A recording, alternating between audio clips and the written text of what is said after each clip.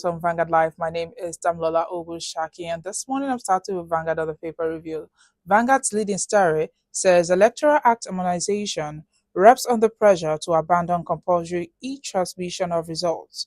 Empirical data guided our decision that's coming from Senate insists real-time electronic transmission of election results not practicable now. You can see that on page 5 and an extension on page 8 why most National Assembly members may lose seats in 2027. That's coming from McGinney. On page 15, 2027, Obi formally declares for ADC, vows to defy ballot rigging. Federal government spent 26 billion naira on the moribund Ajaokuta Steel Company. Daily petrol import declined by 42.2% to 24.8 million liters. You can see that on page 22. El-Rufai rebarred Dubika over alleged importation of poisonous substance. Lastly, on Vanguard newspaper, top banner on page 12, we communicate movement of terrorists to security agencies. But says that terrorists can be defeated if discusses massive infrastructure achievement, reviews our state IGR moved from 90 million naira to over 5 billion naira in 30 months. And that's all on Vanguard. Away from there, we'll move to the Punch. The Punch major headline says emergency plenary. National Assembly moves to shift presidential poll to February 13. Senate, House recall lawmakers from recess again to review 2026 electoral bill again on Tuesday. Presidential poll to held earlier over Ramadan overlap. You can see that on page 2. And on page 7, insecurity. Lawmakers are split over Honduras' support for United States troops deployment. Congressor returned from India trip amid United States sanctions threats.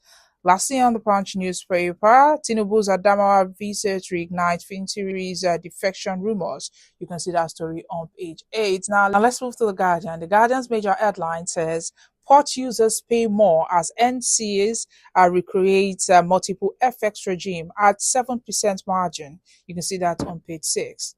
Afenifere raises alarm over persistent terror attacks adoptions. CPP decries a 10 trillion naira yearly loss by MSMEs to employee corruption fraud. Kwara governor under fire for campaigning while terrorists raid community. Tax Act, presidency fought Amaechi's claim on 25% bank deduction rule. Data shows a 10-year capital funding gap in the health sector. You can see that on page 3. Mixed reactions trail reported United States troops arrival amid fresh attacks. You can see that on news page 6. NLC alleges the federal government planning to settle the boys with 3 trillion naira electricity subsidy. Lastly, on the Guardian newspaper, we have African Union Summit, Nigeria backs reforms, regional security measures. You can see that on news page 5 of the Guardian newspaper. And that's all we have on the front pages of the dailies. Join us after the break for a brief analysis of some of the stories.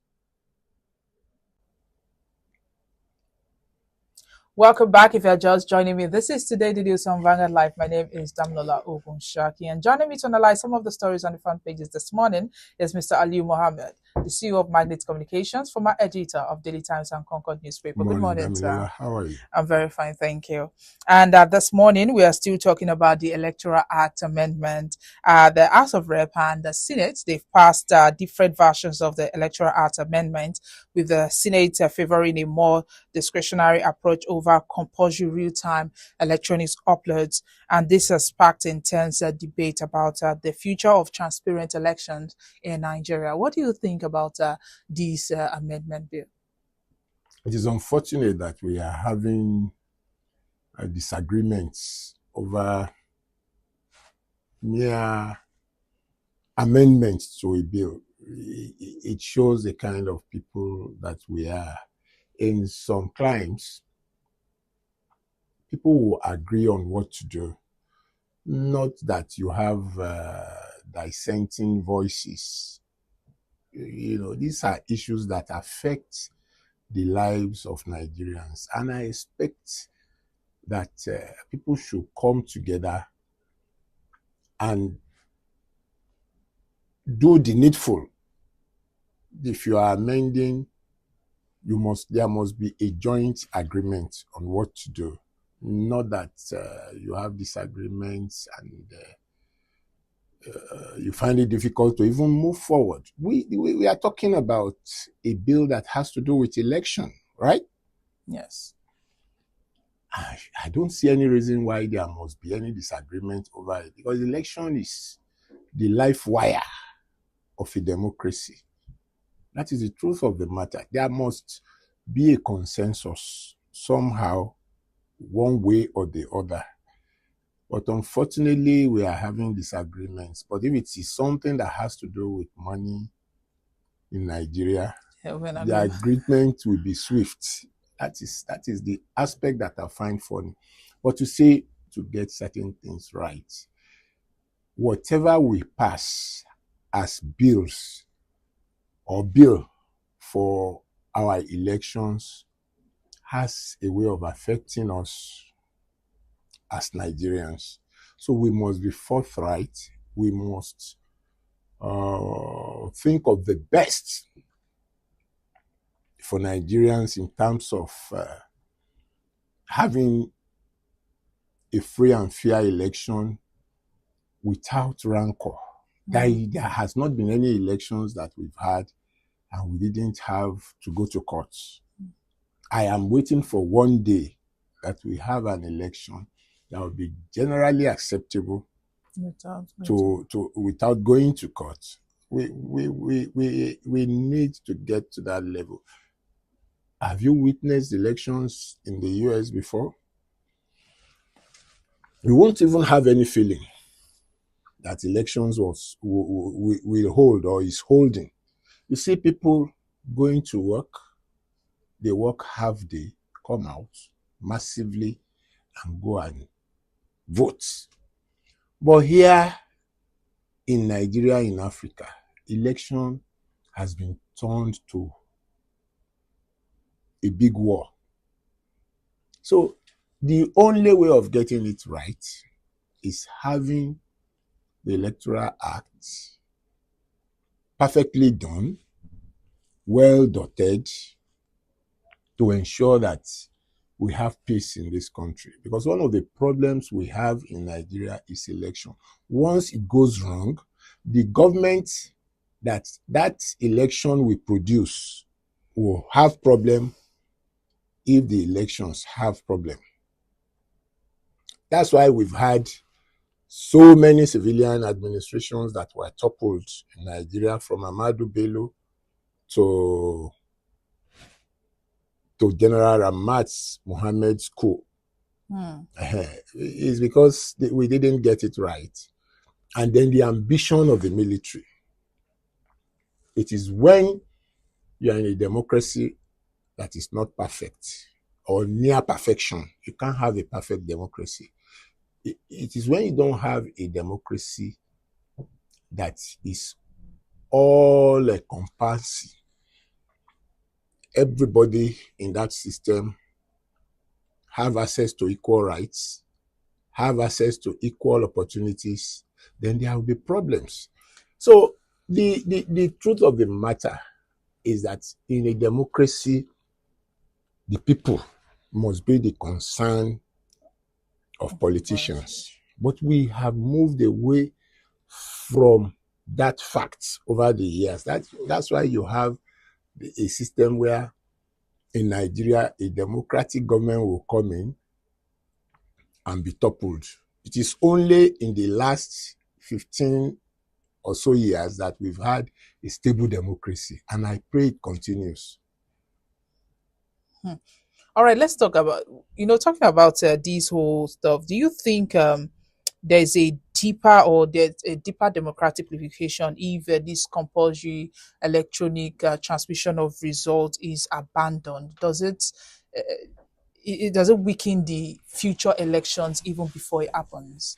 See, electronic transmission of results, right? Yes. Can it work in this country? The issue is that electronic transmission of results can only work in an environment that have stable power supply. That's one problem that we may have. because you are holding elections in all local governments in Nigeria. You are holding elections in all little villages. How do you have electricity there? And you are talking about electronic transmission. So I doubt if it will work. But talking about One that's what advantage, Senate is also arguing on.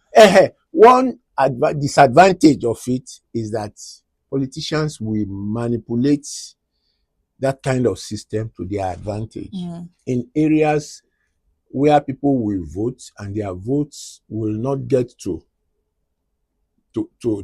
be counted.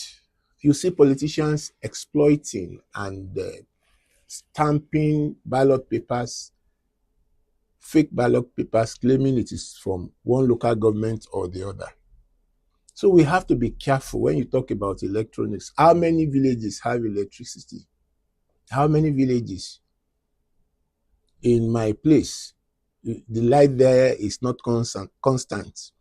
You have light on a Monday, you are not likely to have light for 48 hours thereafter. So we must be careful with electrical aspects of election. Do we have light in the first place? We don't. The villages don't have, a lot of villages in Nigeria don't have light. And you are talking about electronic transmission. It cannot work. So do you support having a fallback, like what the Senate is supporting, fallback, instead of we should have the manual way of transmitting result if there's no electronic way of transmitting it? Or is there a way that they can work around it so that we can focus more on electronic transmission of result? It's a gradual thing. But we cannot just wake up overnight and say we want to adopt electronic transfer or electronic voting or electronic distribution of voting materials and all that. No, we have not advanced to that level yet. In an area where you have no light, that will not work. How many villages have light in Nigeria? How many villages? So you see, in the cities, you can try a little, but in the villages, it is a no thing. So which means we are not ready to transmit. We are not ready. We are not ready. And most of the votes that we count comes from all these places. They are on electoral or on election days. Go to the villages and look at the turnout, and come to Lagos, compare the turnout in the villages and the turnout in Lagos. You will know that the voters are really in the villages. I can't remember how many elections that I have participated in Lagos. Because number one, I'm afraid I don't want to be attacked. I don't want anybody to. The last time I went to vote, somebody just came and started spraying tear gas. Why? He wanted to disperse those who waited to vote so that they will bring in already stamped ballot papers. They created a mayhem. If we continue to have this kind of system, if we continue to have this kind of crooks taking over elections, I fear for the future of democracy in this country. So we have to get it right. But if the law now accepts a manual collation whenever transmission fails, how can INEC and voters be assured that this won't be abused in order to manipulate the result? You see, my worry about what you just said is that if we adopt it, it's like we are creating opportunities for people to rig, perpetrate all sorts of malpractices in elections. If, as a country, we are not advanced, we are not tolerable enough to accept results of election without complaining, if you adopt that kind of electoral system, it will create a lot of chaos, electrical transmission. Somebody will just sit in one room and start thumb printing, record it on video, record it on radio, and give it out. It will be read. But physical counting, even the physical counting that we do is still fraught with a lot of fraud. So we have to be careful.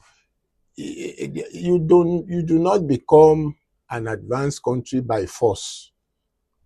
In some other a lot of African countries, their electoral system is done through counting. You don't adopt electronic system because you just want to prove that your country is advancing. No, it may not work in Nigeria. Even you, as a person, you must have gone to vote, and at a point you had to run. Because at some ballot boxes in Nigeria, you hear gunshots. It has happened to me before. I had to go back to my house. So we have to get to a level where some people are not afraid of elections, and they create problems just to ensure that elections come out in their favor. That is a situation where we truly believe that people's votes will count. Once we are able to survive the fact that we have a situation where people's votes can count, then you can now talk about real, genuine, and acceptable electoral system.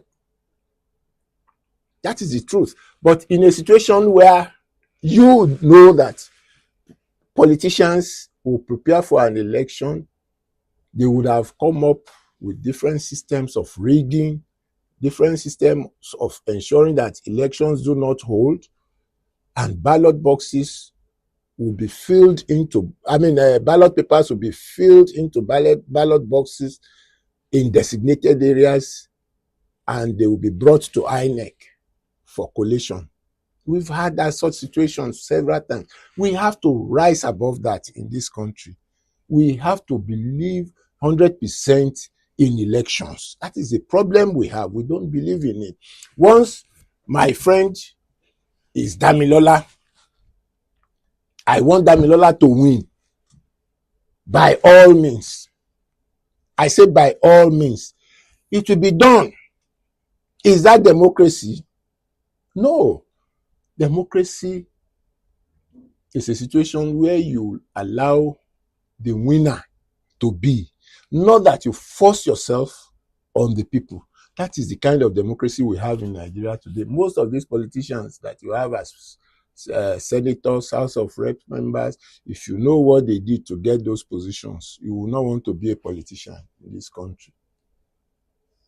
So we have to accept the basic principles of politics, and that is truth, honesty, and belief in the power of the people.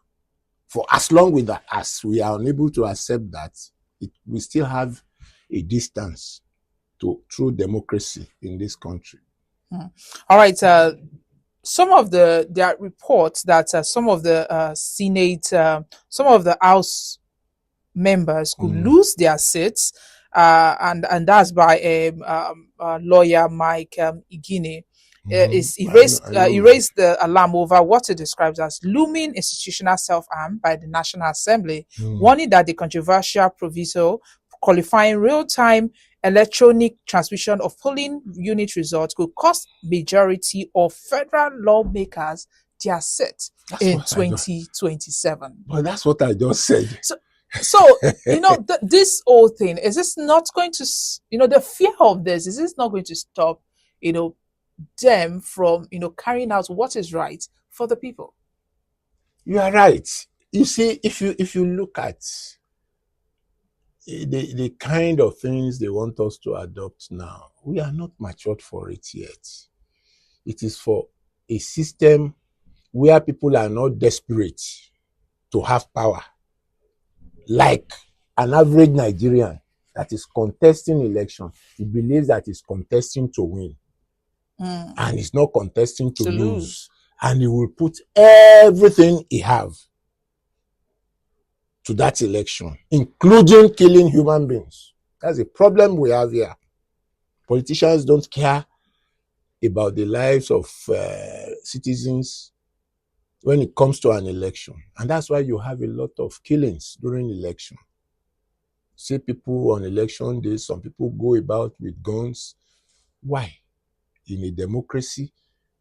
So we really have to be careful in adopting some laws into our electoral system here.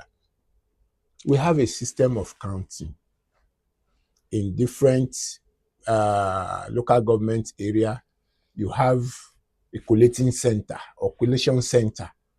Every ballot box that is done in a particular area goes to the collation center where collation is done. Collation means you count and you announce. But by the time you say you want to electronize it, it gives room for a lot of cheating. What an election result that 2, 3, or 4 people have counted to be maybe 1,000 for a candidate, the other one 720. If you say you want to electronize it, the figures will rise. It will rise, and it leaves room for a lot of manipulations. That is a problem that I have with. We are not advanced yet to practice electoral or electronic transmission of results. I want to sit down if I'm contesting. I want to sit down and see the number of votes that have been given to me. That's the way an average politician thinks here. He doesn't trust even his man that he has put there to be in charge of counting. So we still have a long journey to that level of engaging in electoral transmission of results. If it is done, we may have chaos awaiting us at the end of any electoral process in which we have that system adopted. All right,